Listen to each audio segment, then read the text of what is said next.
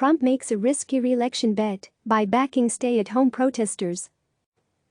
At a time when large majorities of Americans support the stay-at-home orders that their governors have issued to keep them safe, President Donald Trump once again stepped into the role of rabble-rouser on Friday by siding with the small group of agitators who turned up at Michigan's state capitol the previous day to protest Democratic Governor Gretchen Whitmer's stringent stay-at-home order.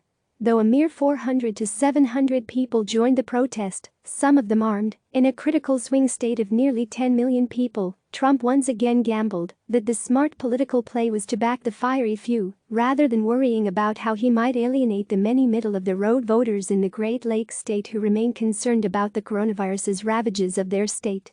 Interactive, tracking COVID-19 cases in the U.S. It was the classic play to the base that Trump has mastered, stirring the fealty of his most loyal supporters and stoking the controversy that he thrives on, even if it meant ignoring his own administration's recommendations on social distancing to support a demonstration where few wore masks and even fewer stayed the recommended 6 feet from one another.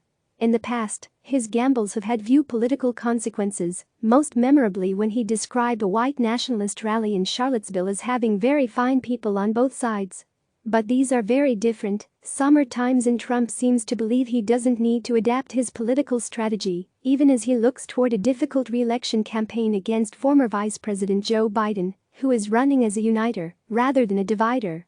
A pandemic is sweeping the globe, taking the lives of more Americans in just 9 weeks than were killed during the Vietnam War. Many people are scared, desperate for steady leadership and grieving the losses of neighbors, loved ones and the medical professionals sickened while caring for coronavirus patients. As the death toll continues to climb, it is hard to imagine that voters will have as much patience this fall for the trivial quarrels Trump incites, though his resiliency surprised us before. What Trump often seems to forget is that he won the White House in 2016 by a slender margin in swing states like Michigan, flipping moderate suburban areas that had voted for Barack Obama in 2012. Trump beat Hillary Clinton in Michigan 47.6% to 47.4%. We still don't know whether 2020 will be an election determined by swing voters or a contest driven primarily by turnout of base voters on both sides, and Trump's base has been unfailingly loyal throughout his political life. But so far there is no question that Trump's path to re-election will once again run through places like the Michigan suburbs.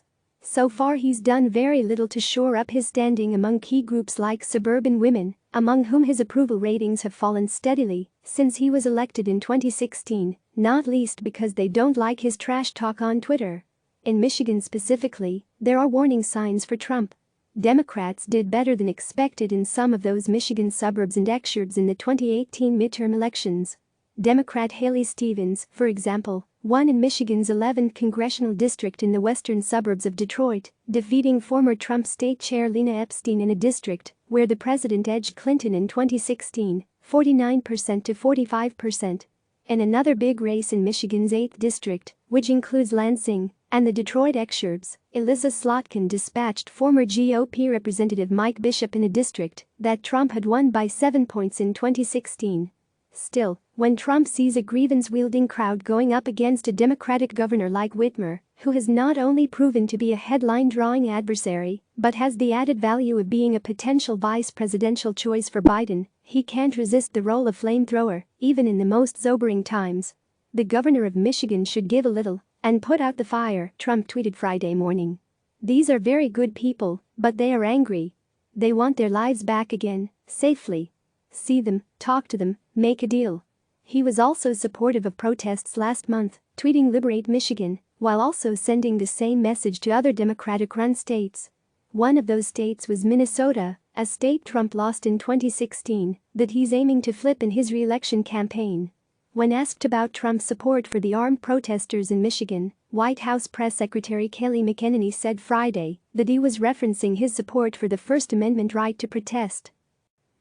He encourages everyone to protest lawfully and also to engage in our social distancing guidelines, which we think all Americans should engage in, McEnany said. During a Friday morning press conference, Whitmer said Thursday's scene at the Capitol was disturbing.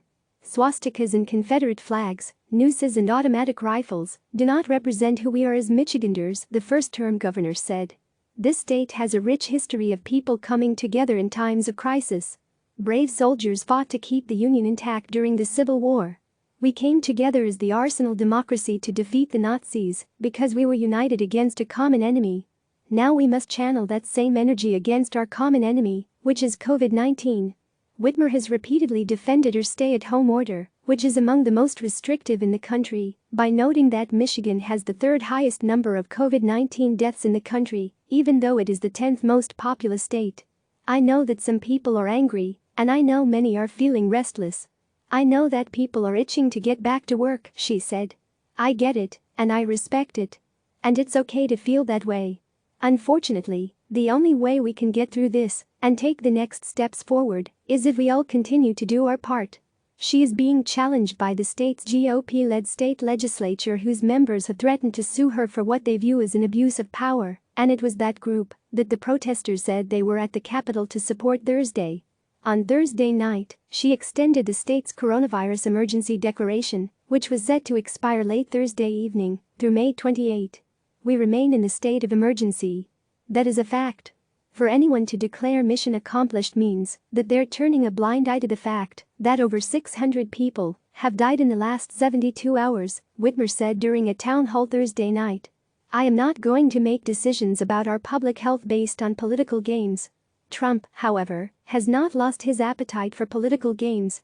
Over the course of many briefings, he has mainly sought praise for his administration's flawed response to the coronavirus crisis, lashed out at his press coverage, and at times, sounded completely tone-deaf about the deep grief and sorrow Americans are facing. During an event Thursday, he said America's death totals, our numbers, per million people, are really very, very strong. We're very proud of the job we've done. The American people thus far have not shared that view of the job he has done. In a recent Pew Research Center poll, 65% of Americans said Trump was too slow to take major steps, and a majority said he was doing only a fair or poor job of giving accurate information about the coronavirus.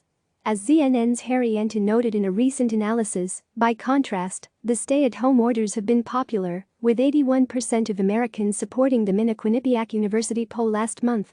A Pew Research Center poll showed that 66% of Americans were more concerned that restrictions on public activity would be lifted too soon, compared with 32% who said they were concerned the orders would not be lifted quickly enough. Given that data, Trump might be best served by picking his battles more carefully. CNN's Rebecca Reese contributed to this story. Click subscribe to receive the latest news.